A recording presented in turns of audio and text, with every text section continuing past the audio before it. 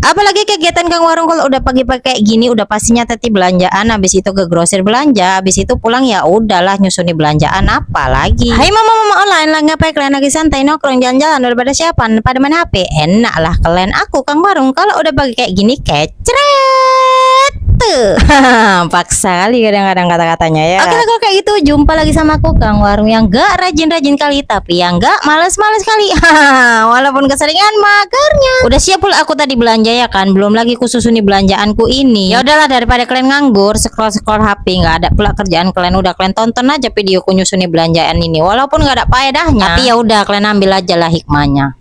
Hari ini kebetulan belanjaanku tuh yang nggak banyak-banyak kali soalnya stok barang di warung aku itu masih pada banyak stoknya woi. Jadi tadi ku tengok-tengok hasil penjualanku tadi malam lumayan, daripada uang itu nganggur ya udahlah aku puterkan aja pikirku ya. Payah udah ceritanya Kang Warung ini ya kan, kalau nampak uang nganggur nggak bisa pula gatel tangannya nih. Memang barang-barang tadi nggak sampai kosong tapi ku tengok-tengok ada yang tinggal satu, ada yang tinggal dua ya, daripada uang itu nganggur ya udahlah aku brokkan aja ke grosir ku belanjakan aman. Iya paham lah mama-mama ini ya kan, kalau udah nengok HP ada pula keranjang kuning di situ, nggak iya nanti yang tadinya uang untuk modal belanja malah dibuat pakai CU pula. Kesenangan nggak cukup sekali, 2 kali 3 kali gitu ya udahlah, besok-besok mau belanja pun bingung nggak ada modal habis. Aku sendiri kali tiap hari kalau udah ngitungi hasil penjualanku malam-malam hari itu kusisihkan sekitar 20.000 kalau pas sepi-sepinya. Ku masukkan celengan, memang perkara 20.000 itu nggak banyak dan nggak berat. Tapi celengan itu nggak pernah ku kotak-katik sampai nanti isinya penuh, bahkan nanti bisa yang tadinya cuma satu celengannya bisa jadi 2 loh. Bukannya apa namanya mama-mama ini ya kan, pikirannya panjang ke depan, kalau sampai nanti butuh dana darurat dan nggak punya simpenan apa nggak gawat. Itu makanya penting ku sisihkan setiap malam itu hasil penjualanku. Ya walaupun nggak banyak yang penting ada. Jadi nanti kalau pas butuh nggak pening-pening cari lagi uang dari mana. Ya kayak semisal ada anggota keluarga yang sakit ataupun keperluan mendadak. Entah nanti anak sekolah suruh bayar ini, suruh bayar itu, ataupun suruh beli keperluan untuk praktek ujiannya, nggak pening lagi. Kalau pas nggak punya duit ya udah itu aja dibongkar ya. Kalau lah sempat ada keperluan mendadak, ada pula anggota keluarga yang sakit, nggak ada simpanan kita, nggak ada dana darurat kita, apa nggak ampun nawa. Udah gitu bereng-bereng kalender ya kan, tanggal gajian ayahnya masih jauh ya udahlah alamak. Memang kayaknya sepele tapi kalau dikumpul-kumpuli 20.000 kali 30 hari aja udah berapa? Udah 600.000 kali 12 bulan, apa nggak berjut-jut itu duitnya. Tapi ya itu nggak bisa juga kita bilang ya kan, kalau pas sepi-sepinya ya paling nanti 10.000 ku masukkan ke celengan itu. Tapi kalau pas rame-ramenya ya kadang mau lebih dari 20.000 ya, tergantung juga woy. Namanya kita ini jualan di rumah pasti ada yang namanya pasang surut. Pas rame-ramenya kali ya lumayan, kalau pas sepi-sepinya ya udah yang rame itulah nutupkan pas sepinya ya kan.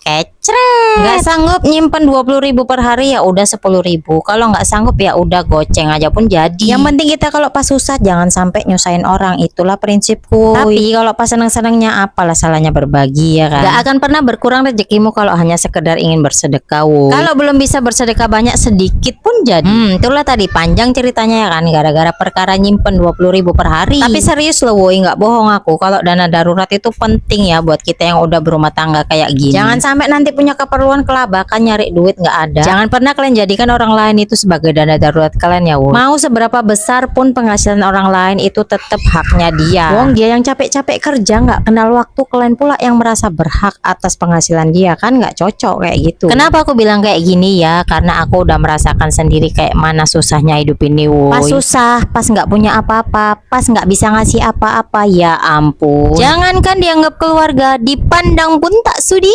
Itulah betul tadi yang dibilang orang ya kan. Pengalaman adalah guru terbaik di hidupmu. Udah tahu, udah paham ya kan rasa sakitnya kayak mana hidup susah ini. Dari situlah aku janji sama diriku sendiri, selagi mau berusaha rezeki itu pasti akan datang. Nggak melulu harus besar, yang penting ada aja rezeki kita selagi mau berusaha. Nggak peduli pula aku dibilang orang nguyo kali cari duit. Kak apa nggak capek semua dikerjain? Kurang rupanya gaji lakimu kak, kayak gitu jualan pun apa-apa dikerjai sendiri. Aku kalau ditanya kayak gitu nggak pernah aku jawab, paling ku senyumin aja. Sabar aja kalian, semua itu ada prosesnya. Mungkin hari ini kita lagi berproses, siapa juga yang tahu nasib orang ya kan? Mana tahu bulan depan, tahun depan, ataupun tahun depannya lagi kita bisa jadi orang sukses, nggak ada yang tahu juga. Makanya untuk sekarang ini aku lagi menikmati prosesnya, nggak mau ambil pusing sama semua omongan orang, walaupun itu menyanjung ataupun menjatuhkan aku mah bodo amat. Selagi jalan rezeki itu halal dan tidak merugikan orang lain, gas terus. Gak ada jalan hidup itu yang rata terus, yang seneng terus, nggak nggak ada, yang susah terus pun nggak ada. Semua itu pasti ada pasang surutnya, wuh. Ya wes kalau kayak gitu udah capek juga aku merepet, capek juga kalian kan dengarkannya. Aku mau lanjut lah beres-beres warungku ini yang masih berserak. Sampai jumpa di next video. Bye bye guys.